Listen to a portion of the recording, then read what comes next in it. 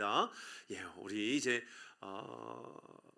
요한복음 생명복음이라는 제목을 가지고 우리 45번째 말씀을 나눕니다. 오늘은 실로암가로 가라, 실로암으로 가라.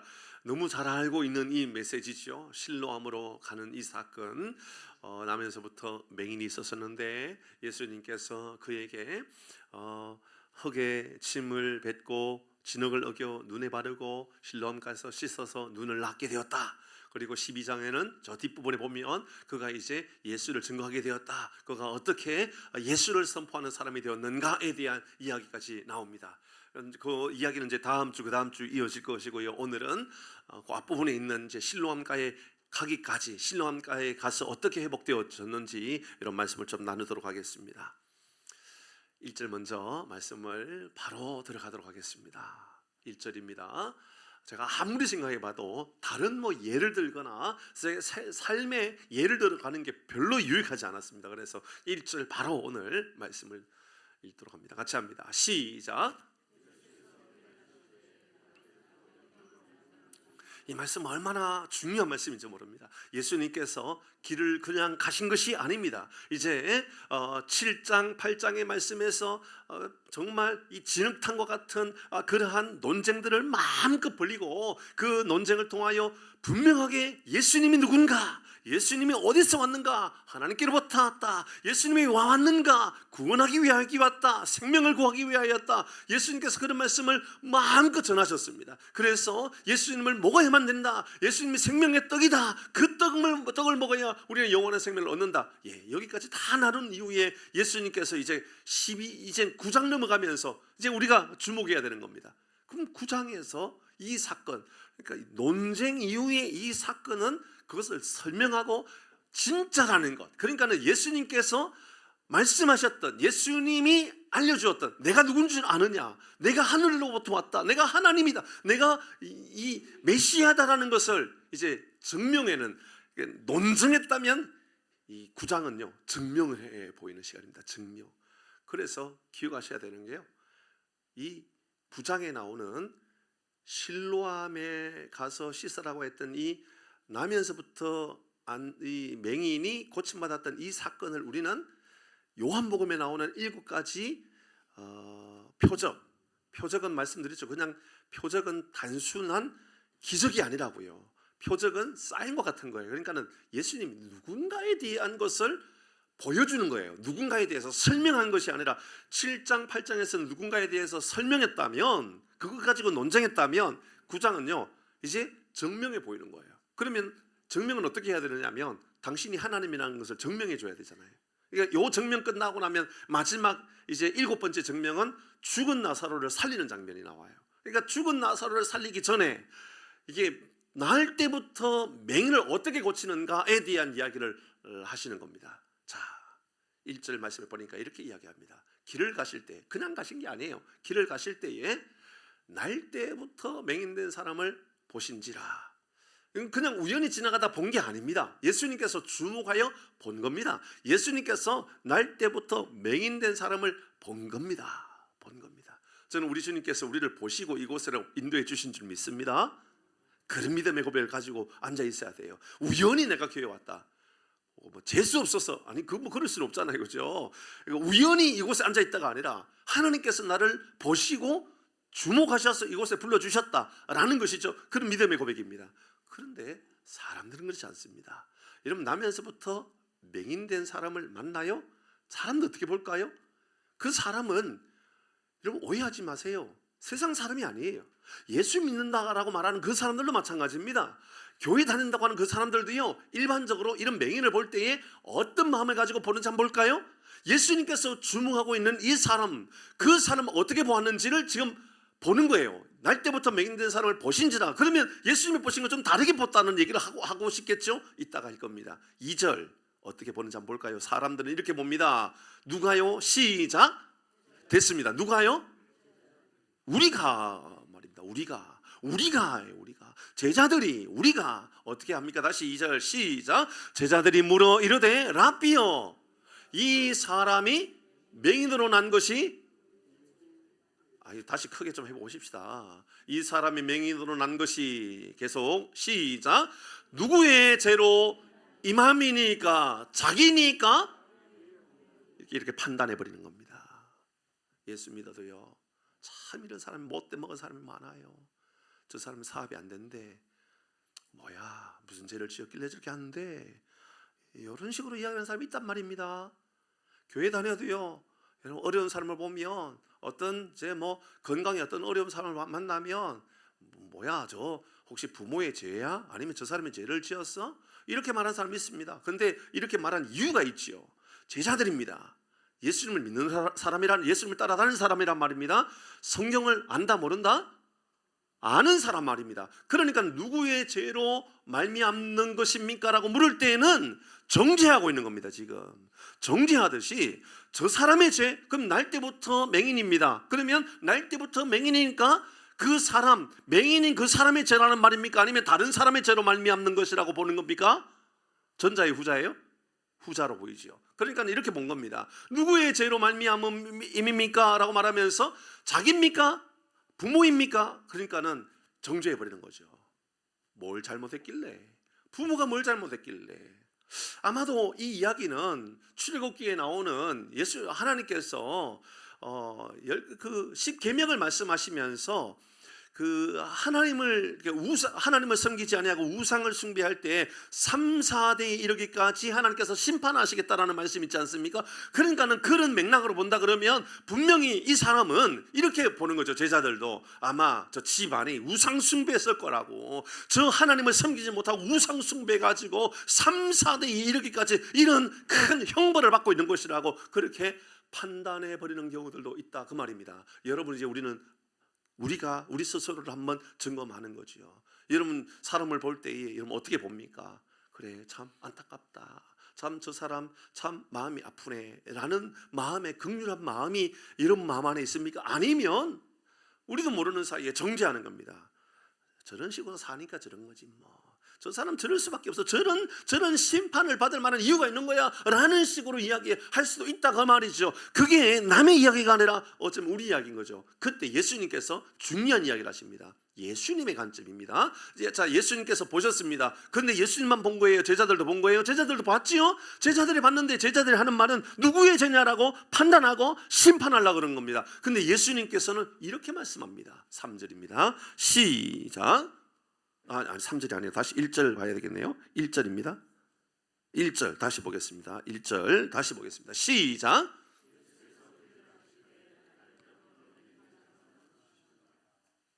자, 이야기를 하고 예수님께서 보시는 모습을 보도록 하십시다. 1절 말씀을 보니까 날 때부터 맹인되었다라고 하는 이야기를 합니다. 우리는 뭐 저 사람이 날 때부터 맹인인지 아니면 뭐 이후에 어떤 맹인이 되었는지 뭐 알 길이 별로 없겠지요. 그런데 이 사람은 날 때부터 맹인이었다라고 성경은 우리에게 분명하게 알려줍니다. 원천적으로 해결할 길이 없다라는 것을 말해 주고 있는 것 같아요. 이 사람은 치료할 수 있는 방법은 없는 것처럼 이야기하는 거죠. 백내장이 아니고요, 녹내장도 아니고요, 혹은 뭐 당뇨의 후유증으로 인하여 시력을 잃은 사람들도 아닌 겁니다. 이 사람은 인간의 방법으로 해결책이 없는 그런 사람인 거죠. 타고날 때부터 저주를 받은 것처럼 그렇게 보여지는 사람의 모습인 겁니다. 태어날 때부터 어쩌면 이런 운명에 묶여서 앞으로 나가지 못하는 그런 인생의 모습으로 보여지는 겁니다. 어떤 이들은 이런 비슷한 모습이지만 좀 다른 이야기입니다. 어떤 이들은 이제 우리 아버지가 이렇게 이야기합니다. 우리 아버지가 혹은 우리 할아버지가 우리 집안의 내력은 이렇게 이야기하면서 너무 우리 아버지는 폭력적이고 너무 술만 드시면 모든 거 다 부셔버리고, 제가 이렇게 이야기하는 건 제 이야기하는 거예요, 그냥. 그죠? 그러니까 이제 하는 이야기가 자녀들이 이제 이렇게 이야기하는 거예요. 딸은 시집을 가면 그 아버지에 대한 트라우마 있는 거예요. 아버지에 대한 어떤 트라우마가 있느냐면 이 남자도 우리 아버지처럼 폭력적일 거야.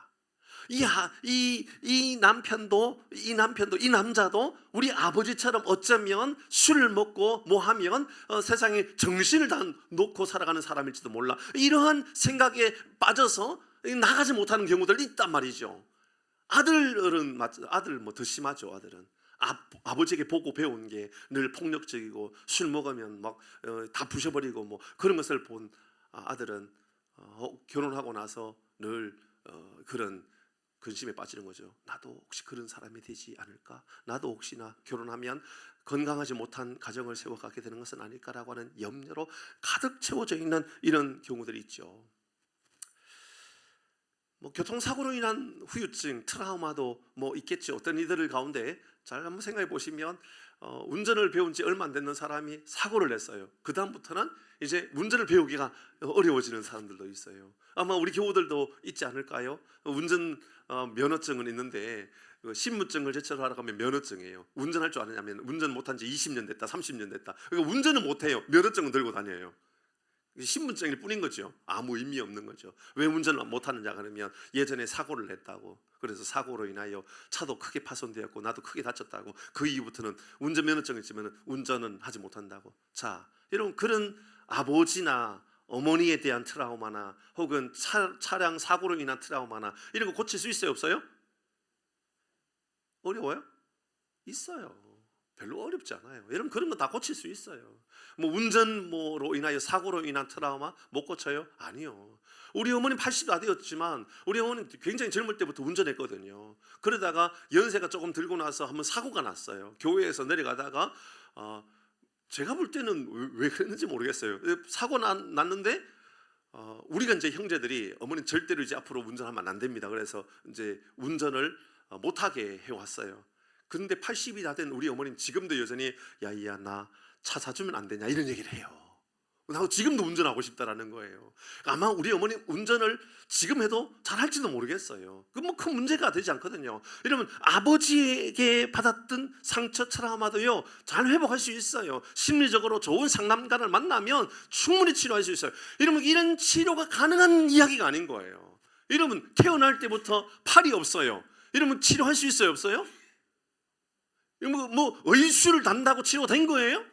아니잖아요. 그건 치료할 수 있는 문제가 아니란 말입니다. 이 사람은 태어날 때부터 앞을 보지 못했다라는 것은 치료 자체가 안 된다라는 거예요. 이 사람에게는 미래가 없다, 소망이 없다라는 것을 말하고 있는 겁니다. 더 이상 회복할 수 있는 길이 없다. 그런데 그게 예수님에게도 그렇게 보이느냐 말입니다. 예수님은 이가 어떻게 보이느냐? 3절 보십시다. 예수님은 이 맹인을 이렇게 보셨습니다. 3절 시작. 예수께서 대답하시되 이 사람이나 그 부모의 죄로 인한 것이 아니라 그에게서 하나님이 하시는 일을 나타내고자 하심이라. 아멘. 아멘. 예수님은 이를 어떻게 보았느냐면 이 사람을 통하여 하나님이 하시는 일을 나타내고자 하심이라. 저는 인생의 가장 큰 복이요, 하나님께서 나를 통하여 어떤 일을 행하실 것인가를 깨닫고 살아가는 게 복이라고 믿습니다. 이런 복이 어디 있습니까, 세상에?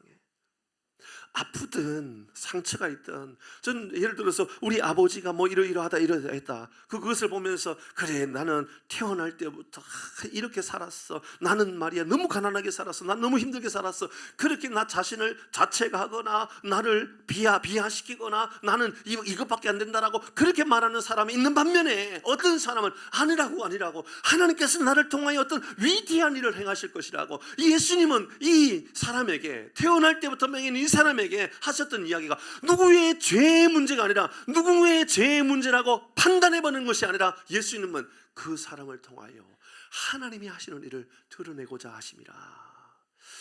얼마나 위대한 일인지 모릅니다.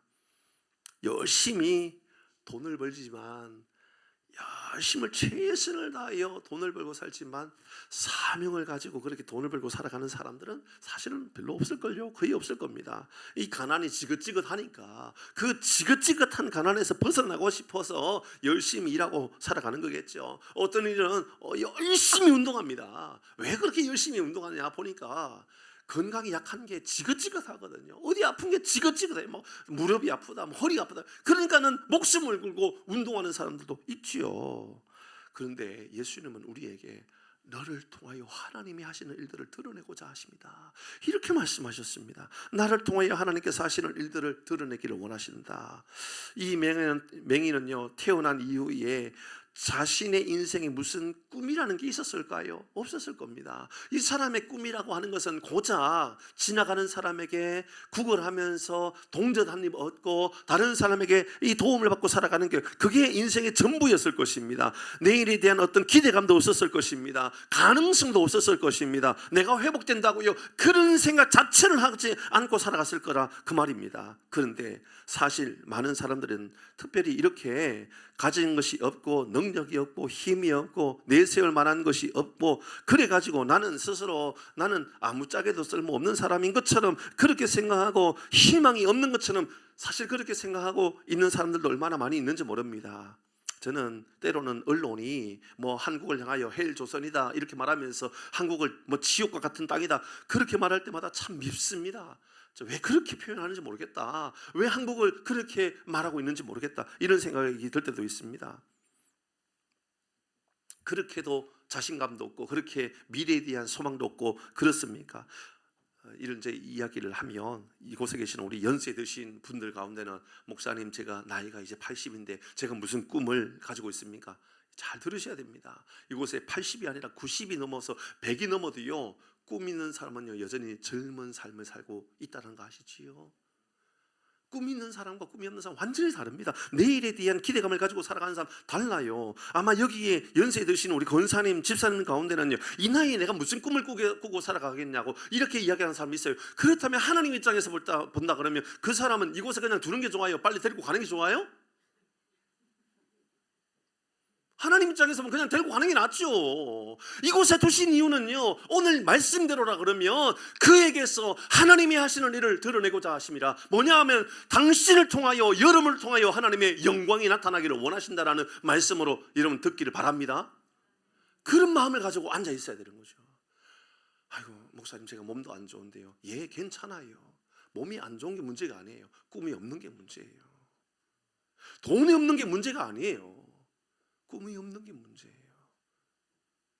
우리에게 진짜 문제는 내일에 대한 소망, 희망이 전혀 없는 그런 삶을 살아가는 그 사람은 어쩌면 오늘 나오는 이 나면서부터 이 맹인 사람과 다를 게 하나도 없다라는 것이죠. 그 사람을 만나서 우리 주님께서 하나님이 하시는 일을 드러내고자 하심이라라고 말씀하고 있는 겁니다.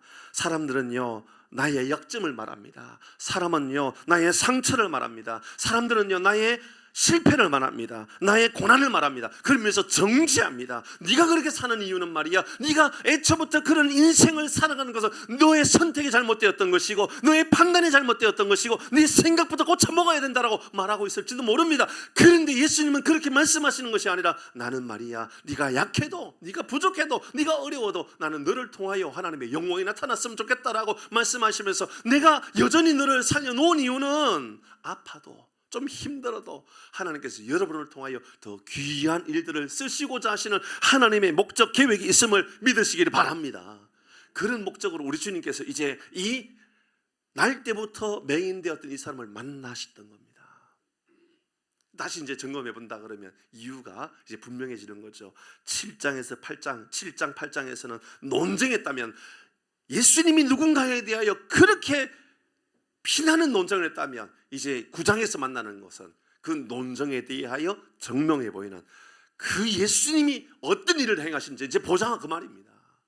사람들은 심판하고 재판하는데 예수님께서 아니라고 하나님이 하시는 일을 드러내고자 하심이라고. 그러면 하나님께서 어떻게 행하시는지 한번 보고요 그게 우리에게도 한번 증명해 보고 우리의 삶에도 그대로 한번 적용해 보자 그 말입니다. 예수님의 제 치료 방법입니다. 좀 웃기죠. 우스꽝스럽습니다. 그런데 이게 우스꽝스러운 게 아니라 이유를 찾아야 되는 거예요. 왜 그럴까? 왜 이렇게 하셨을까? 이죠. 예수님께서 치료의 방법이 좀 기가 막힙니다. 6절입니다. 같이 읽어봅니다. 예수님의 치료의 방법. 여러분에게 이렇게 치료하신다 그러면 여러분 치료받으러 갈 수 있을지 없을지 한번 생각해 보는 겁니다. 같이 합니다. 시작. 이 말씀을 하시고 땅에 침을 뱉어 진흙을 이겨 그 눈에 바르고 이렇게 했어요. 땅에다가 말이죠 흙이 있어요. 침을 뱉어가지고 진흙, 전에도 말씀드렸던 것처럼 얼마만큼 침을 뱉어야 진흙이 여겨질까 저도 모르겠습니다. 그건 뭐 얼마만큼의 이야기가 아니에요. 침을 뱉었다는 거예요. 그리고 그것을 진흙을 만들어가지고 흙을 만들어서 눈에 발랐어요. 이러면 안 그래도 내 눈이 상처인데 말이죠. 안 그래도 내 눈은 내 인생의 가장 비참한 연약함인데 그곳에 예수님께서 진흙을 발라버렸어요. 그리고 실로암까지 가라 그래요. 여러분, 그래도 제가 순종하고 한번 가보겠습니다 라고 하는 사람들은 손을 들긴 어려울 거니까 발을 한번 들어서 표시해 보세요. 나는 갈 수 있습니다. 나는 할 수 있을까요? 이렇게 예수님께서 내가 하나님 눈이 안 보여요. 그러니까는 어느 날 와가지고 침을 뱉어가지고 진흙을 여기서 내 눈에 발라버렸어요. 그리고 나서 실로암까지 가라. 실로암까지 거리가요 한 2km 정도 돼요. 2km. 아침에 일부 예배 때 장로님 2km가 어디쯤 돼요? 그러니까는 저쪽에 상일동 맞나요? 상일동쯤 된대요. 저는 여기 2km가 저 혹시 여기 황산쯤 될까 싶었더니 아니래요. 황산이 아니라 저 상일동까지 가야지 한 2km쯤 된대요. 여러분, 안 그래도 맹인인데 맹인의 눈에다가 진흙을 발라가지고 2km를 가라 그래요. 갈 수 있나요, 여러분은요? 갈 수 있어요. 근데 왜 그렇게 하시지요?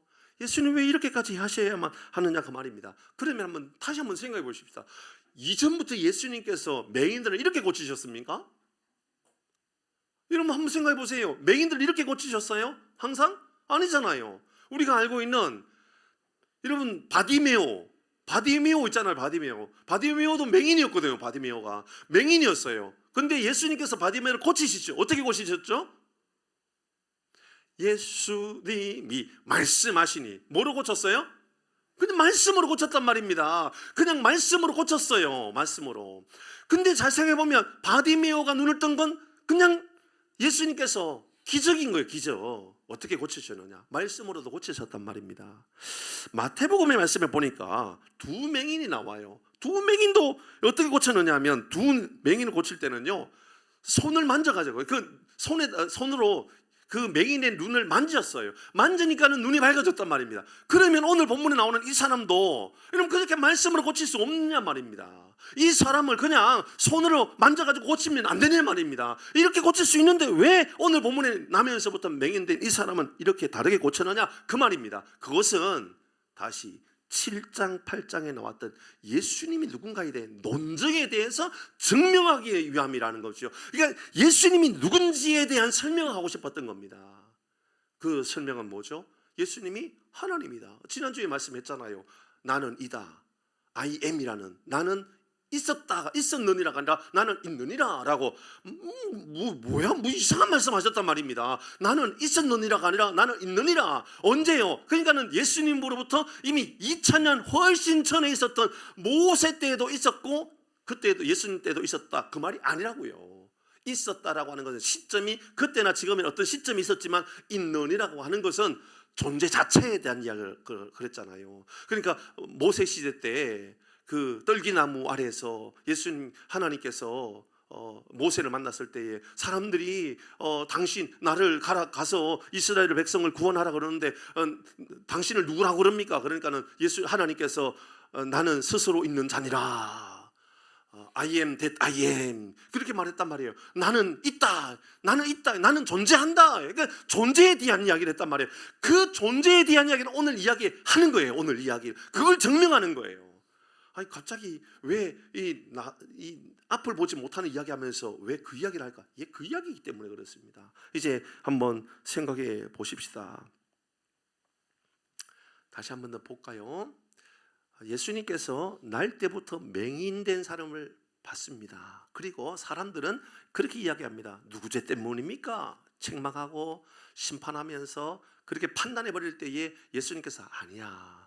저 사람을 통하여 하나님이 하시는 일들을 드러내고자 하심이야 라고 말씀하신 이후에 진흙을 여겨가지고 눈에 바르고 자 중요한 사건이죠. 여러분 이 본문의 말씀에서 가장 신비롭고 놀라운 것은 침을 뱉어 진흙을 이겨서 눈에 바르는 사건이 제일 신비롭지 않습니까? 잘 이상하잖아요. 어쨌든 전에 없는 일들을 한 거잖아요. 그러니까는 그렇게 해가지고 눈에 발랐습니다. 그리고 실로암 가서 씻어라. 그러니까 눈이 회복되었습니다. 오늘 본문의 내용이죠.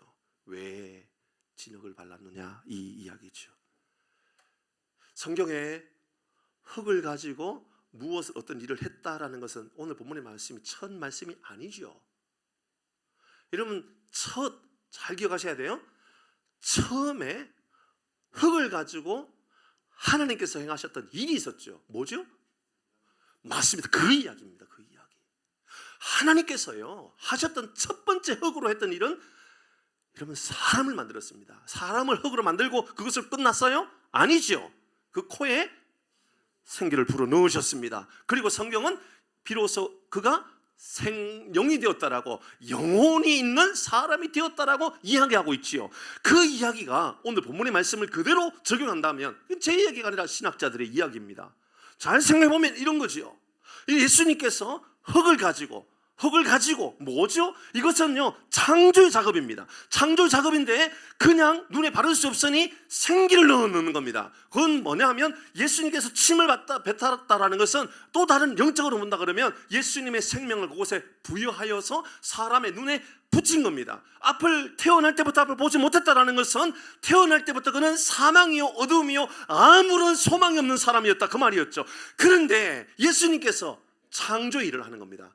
이런 치료의 일은요, 이런 오늘날에도요 의사들에게 맡기면 돼요. 치료의 일은 의사들에게 맡기면 돼요. 의사들한테 가서 고쳐달라 그러면요, 뭐 어지간해서는 다 고쳐줄 수 있죠. 의사가 못하는 게 있죠. 창조의 일을 못하는 겁니다.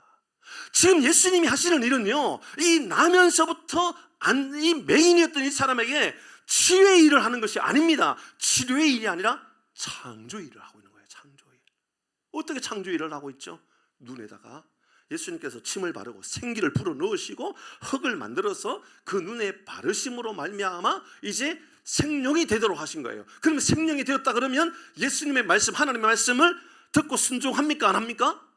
하지요. 하게 되어 있는 겁니다. 여러분 순종하지 못하는 상황 아니에요? 2km예요. 2km의 걸 맹인이 말입니다. 앞에 눈을 보지 못하는 사람이 2km를 걸어가라 그래요. 무슨 이유로 걸어가야 되죠? 가야 될 이유는 뭡니까? 왜 그 길 가야 되지요? 왜 우리는 말씀대로 살아가야 되지요? 왜 우리는 말씀에 의지하고 살아간다고 말하지요? 이런 그것은 단순합니다.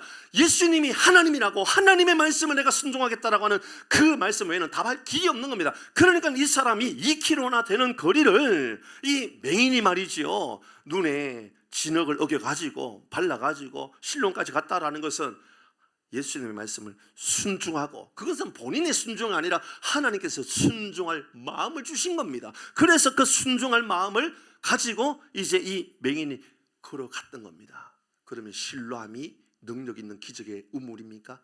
아니요, 전혀 그렇지 않습니다. 지금 우리는 실로암을 보고 있어야 될 이유가 없는 겁니다. 우리는 실로암이 아니라 예수님을 보아야 되는 겁니다. 오늘 성경은 우리에게 예수님이 하나님이라는 것을 증명해 보이고 있는 것을 우리에게 아주 장황하게 알려주고 있는 것이지요. 문서를 쓰다가 실수하면 어떻게 하면 되지요? 치우면 됩니다. 저도요 워드 써가지고 그냥 이게 태블릿 가지고 나오지만 워드 작업을 하다가 잘못하면요 그냥 딜레트 키를 누르면 되고 그냥 뒤로 백 하면 돼요. 그건 다 지워져요. 그냥 쭉 지워져요. 다시 쓰면 되거든요. 그런데 내용을 볼 때는 이 내용에 말도 안 되고 이 내용은 어처구니가 없는 거예요. 그럼 어떻게 해야 되죠? 그냥 지워버려야 돼요. 그 앞부분에 수정해야 될 게 아니고요, 완전 지워버려야 된다는 거죠. 영화를 만든다고 생각해 볼까요? 영화를 만드는데 어느 한 부분이 잘못된 게 아니라 전체적인 내용이 다 잘못되었어요. 애초부터 이 내용은 이렇게 가면 안 돼요. 그러면요 여러분 수정해야 되는 것이 아니라 지워버려야 되는 게 있단 말이죠.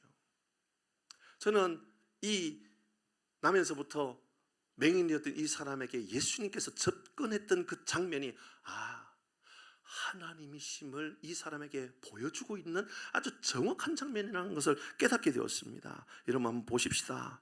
여러분 이 사람은요 지금 이제 치유의 시간이라 새로운 창조, 재창조의 모습을 이 사람에게 보여주는 장면입니다. 침은 예수님의 생명으로 해석할 수 있다고 그랬죠. 그러면 예수님의 생명이 이 인생에게 들어가게 되었습니다. 실로암으로 가게 되었습니다. 거리는 2km가 넘는 거리입니다. 가게 되었습니다. 깨끗하게 되었습니다. 순종하는 그 길은 여러분 어떤 길이었을까? 여러분 보십시다. 7절 말씀, 우리가 6절 읽었는데요 7절 말씀 좀 띄워주실 수 있을까요? 7절 말씀 한번 보도록 하십시다. 실로암에 대해서 이렇게 말하고 있습니다. 7절 말씀 한번 띄워주시지요. 안 띄우면 여러분께서 찾아서 읽으면 되잖아요, 그죠? 7절 말씀 같이 있습니다. 실로암에 대해서 어떻게 말하고 있는지 7절 같이 합니다. 시작.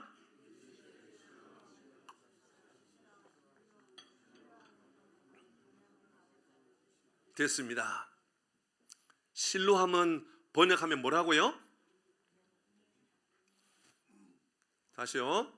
얼마나 중요한지 몰라요. 실로함은 번역하면 뭐라고요? 어디다 줄을 꺼야 될까요? 맞습니다. 실로함에다 줄을 끄면 안 돼요. 보냄을 받았다라는 뜻이다. 보냄을 받았다라는 뜻이다. 보냄을 받았다라는 뜻이다라고 이야기했습니다. 자, 4절 봅니다. 4절 보십시다. 예수님이 누군지 한번 볼까요? 4절 시작. 때가 아직 낮임에 됐습니다. 예수님께서 당신을 뭐라고 표현하고 있어요? 내가 보냄을 받았다 이렇게 이야기하고 있잖아요. 그러니까 오늘 본문이 말하고 있는 것은 실로함으로 가라가 아니라 예수님께로 가라라고 하는 것을 말하고 있는 거예요. 예수님을 향하여 가는 것이 바로 실로함으로 향하여 가는 인생의 길이다. 그 말을 하고 있는 것이지요. 우리는 신랑을 보면서 어디가 좋은 물이야. 저도 최근에 왕가 사는 남자 봤거든요. 재밌더라고요. 어떤 분은 그거 보면서 울었다 그러는데 저는 눈물까지는 나지 않더라고요. 최승규 집사님 보셨어요 혹시? 봤어요? 보면서 어떤 생각이 들었어요?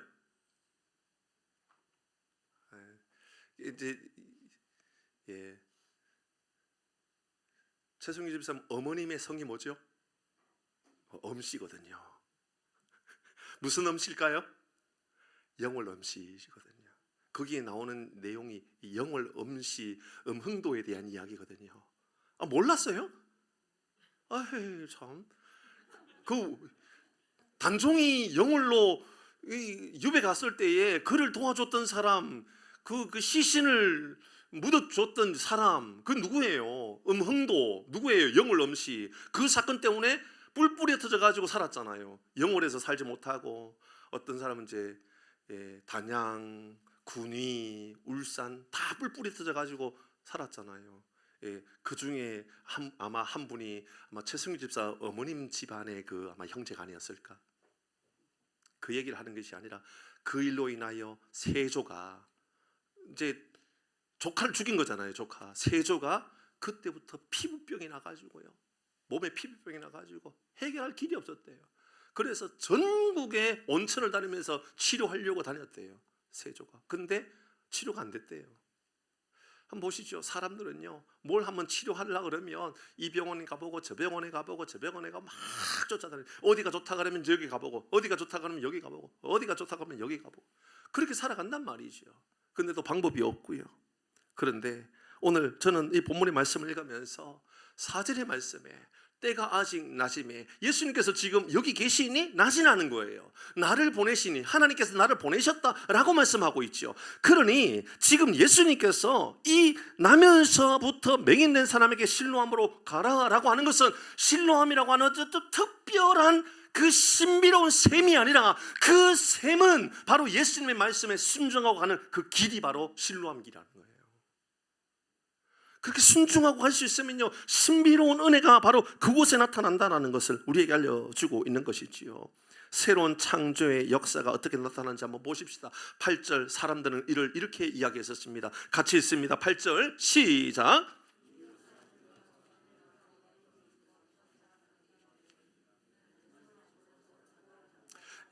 사람들이요, 전에 그가 거리는 것, 거지였다라는 겁니다. 그리고 사람들이 이렇게 말합니다. 앉아서 구걸하던 자가 아니냐.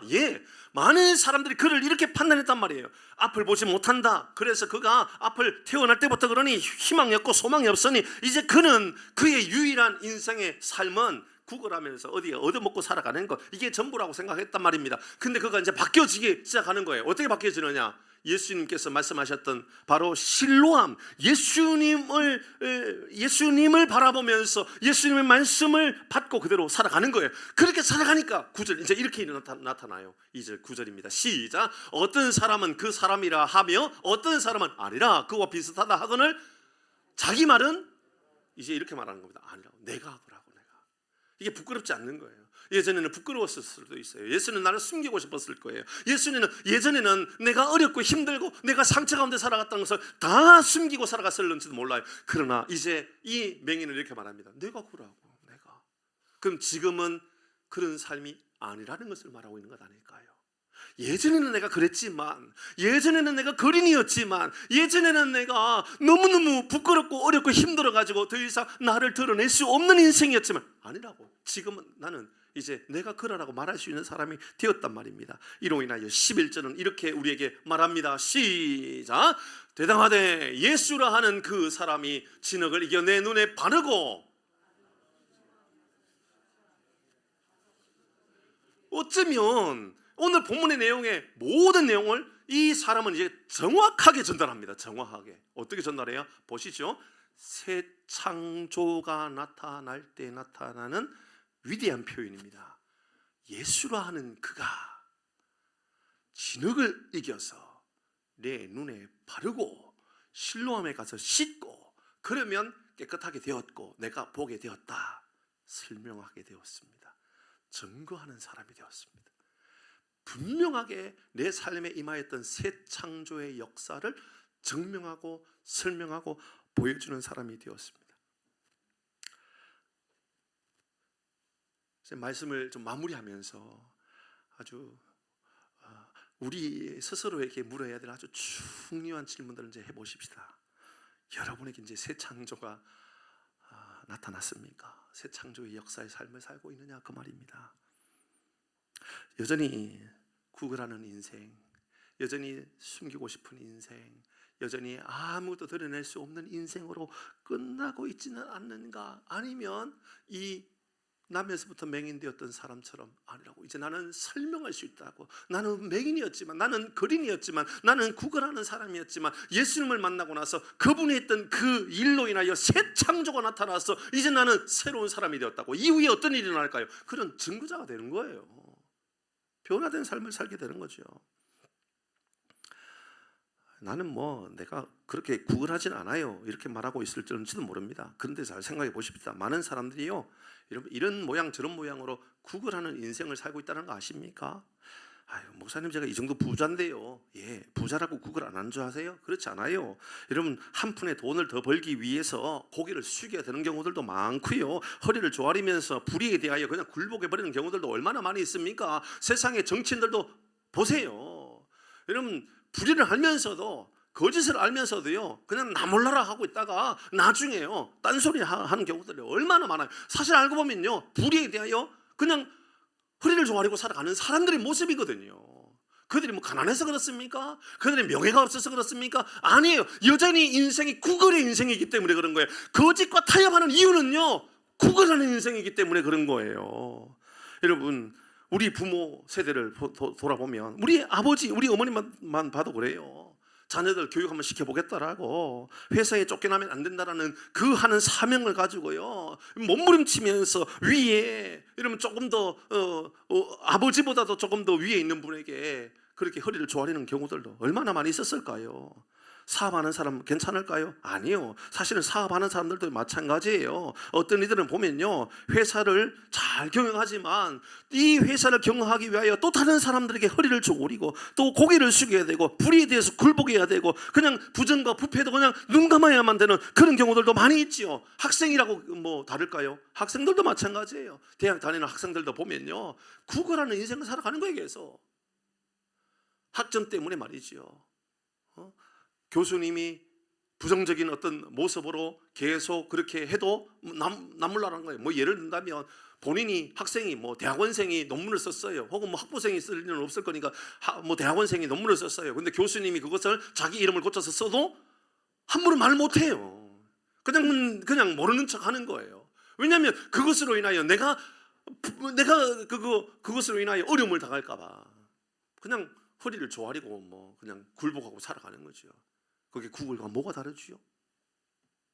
우리는 상당히 많은 경우 이러면 사업이든 학점 때문이든 그게 어떤 모습으로도 이렇게 구걸하면서 아첨하면서 살아가는 모습들이 얼마나 많이 있는지 모른다 그 말입니다. 높은 자리에 올라가면 올라갈수록 우리는 어쩌면 또 다른 일에 불의에 또 고개를 숙여야 되는 그렇게 오늘 본문의 말씀을 본다 그러면 이 말씀은 단순히 나면서부터 맹인된 사람의 이야기가 아니라 오늘날 이 시대에도 여전히 재창조가 필요한 그냥 지워서 수정해도 되는 인생이 아니라 다시 거듭나야 되는 사람.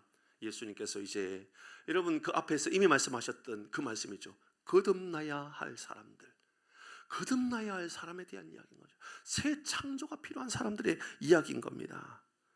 그러니 사람들은 전에 그가 구걸하던 사람이 아니냐, 전에 그가 구걸하던 사람이 아니냐, 이 말씀이 여러분 굉장히 아주 마음 앞에 들어오지 않습니까? 8절의 말씀에 보면 이웃 사람들과 전에 그가 달리 말하면 예전에는 다 그렇게 살아갔지만 그 말 아닙니까? 이제 여러분 실로함의 감으로 말미암아, 실로함은 단순히 그냥 못이라고 하는, 우물이라고 하는 그곳이 아니란 말입니다. 예수님을 만남으로 말미암아 새 창조가 일어나는 거예요. 예수님의 말씀을 듣고 살아가는 게 새 창조이고요, 예수님을 의지하고 살아가는 건 누가 보아도 그 말씀 믿을 만하지 않는 것처럼 보여져요. 별로 신뢰가 안 될 만큼. 성경을 보세요. 성경을 읽으면 여러분 성경이 다 이해가 됩니까? 이해가 안 되는 게 더 많습니까? 여러분 성경을 이해하고 읽으려고 하지 마세요. 성경을 어떻게 이해하고 읽어요? 그거는 성경이 아니죠. 도덕책이죠. 성경이 이해 안 되니까 믿는 거죠. 믿으니까 믿음의 길, 믿음으로 내가 믿어지지 않으니까 하나님께서 나를 도와주셔서 믿게 해주시는 거죠. 그렇게 살아가는 것, 이건 세상 사람들 볼 때 합리적입니까? 불합리로 보입니까? 불합리로 보이죠. 새 창조예요. 새 창조. 사람들은 합리적인 것을 요구합니다. 사람들은 세상의 질서에 있는 것을 원합니다. 그러나 하나님은 우리에게 그런 것을 요구하는 것이 아니라 하나님의 말씀이 있느냐 없느냐를 우리에게 원하고 계시는 거죠. 이건 바로 우리의 삶의 새 창조가 이루어졌다 그 말입니다.